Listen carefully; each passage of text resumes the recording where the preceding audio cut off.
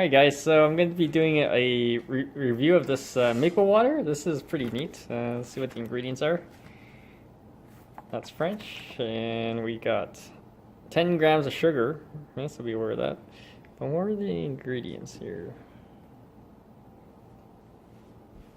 I wonder if it's just water and maple syrup, but... Here we go. Organic maple and water. Alright, let's open this up and do a quick taste test. Alright, so I poured some out. As you can see, it's pretty clear. It's almost like just water. I wonder if they just... probably like a drop or so. Okay, so it's very, very mild maple. Like it tastes like water. Literally just a hint of like sugar to it. That's it. If you have any questions, comments, guys, post them below. Subscribe to the channel. It's kind of disappointing.